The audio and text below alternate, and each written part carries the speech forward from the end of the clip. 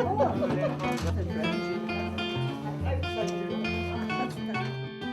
started off with the fact it's called the goose stub, the goose pond, and that also linked into the water theme. In fact, there was a windmill here at one point that drew water, so we thought a water feature, so we've got a water feature which kind of echoes the trough that was there, so we're trying to tell the story, keep the story of the place. We thought about the idea of having a shared space from Causeway side, and as a raised, that would be a raised platform, so traffic entering the space would know, to slow down, and this is actually primarily a public space. Some of the other things we wanted to bring colour into the place. It actually does get very good light, and we wanted to make the most of having green colours in there and things like that. So we want to, alongside the water feature and seating areas, bringing some other greenery in there as well, and also have information boards that reflect all the history, and it's quite incredible history actually of the place too. The paved area could have different colourings that reflected the colourings of the building. And maybe also if the church were able to open its doors and create that kind of space, coming and going seating area. Someone suggested lying down area. I think James asked, could it be a lying down area? Okay, thank you very much. That's great. Thank you.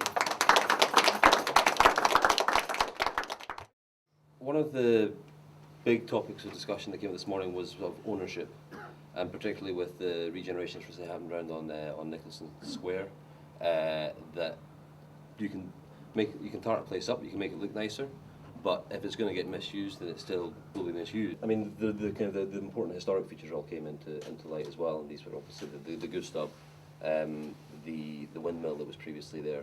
There was note taken of the Jewish close, which is not directly adjacent to the site, but it's quite close by, and that got us thinking of the fact that there's a tradition of this sort of cosmopolitan Southside, if you like. I mean, particularly in the context of ownership and creating a space that people feel safe in, we've instigated a giant tropical guardian of the Causey, or sorry, pronunciation-wise, I should say Causey. I've been chastised. It's definitely Causey, not Causey.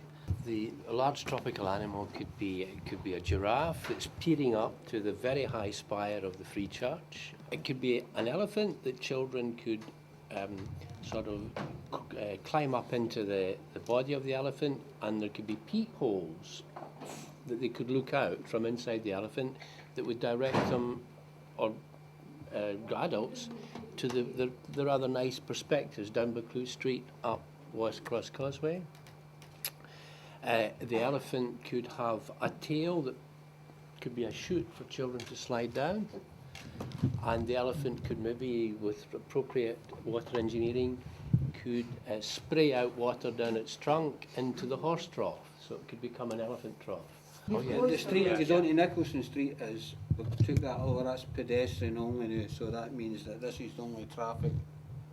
This is traffic calming measures for the traffic flowing by, but all this area becomes sort of gardens and benches and the cafe here comes out quite a bit, and the church, and they could all have a bench. Let's say the church has a Sunday school or something, the children from it could help design the bench or paint the bench or something like that, so that each of the benches are owned by someone and can be looked out by someone, looked after and maintained. And also that means that each of these churches and communities have a sort of say in what's actually on the island. We're talking about maybe having this as a raised area, the whole island raised with pathways through it, and maybe some central monument in the middle, the trough, whatever. But this is all, we're really thinking something made of causes. So make an island, a dome. I talked about an igloo made of causes, but I think that'd be brilliant. That's great. Thank you very much, Table 2.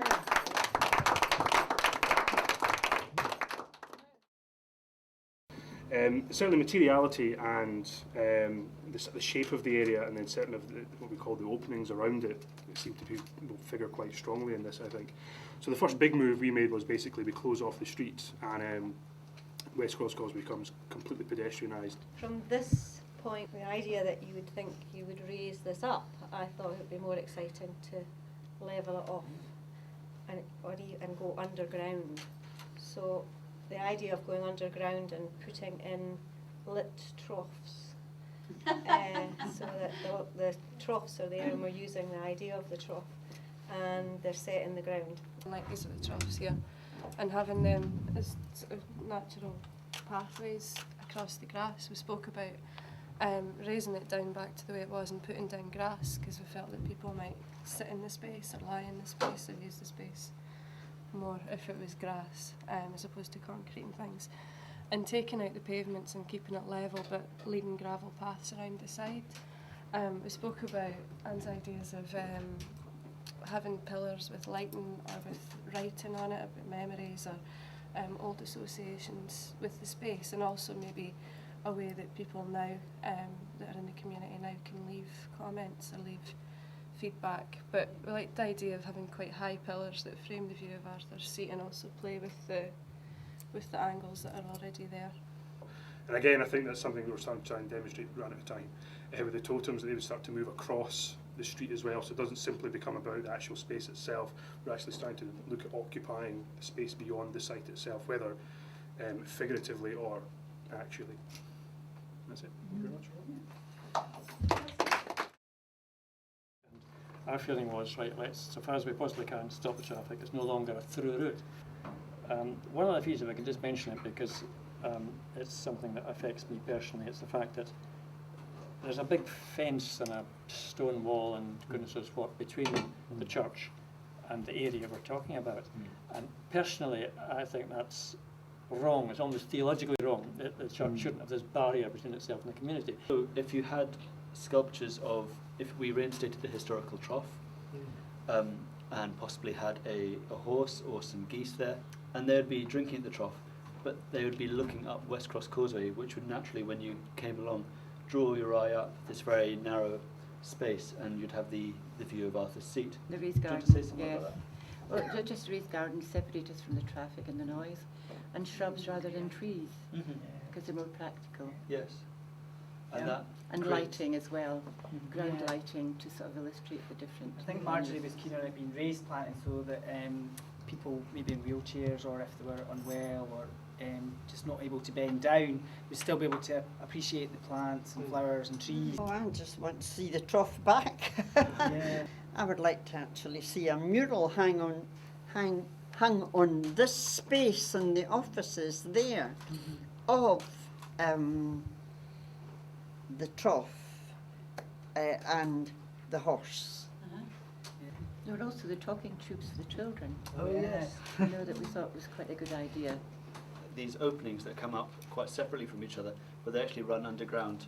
So when you go to one end and speak, you'd be able to go to the other side of the Causey and hear that voice popping up and getting people to talk to each other.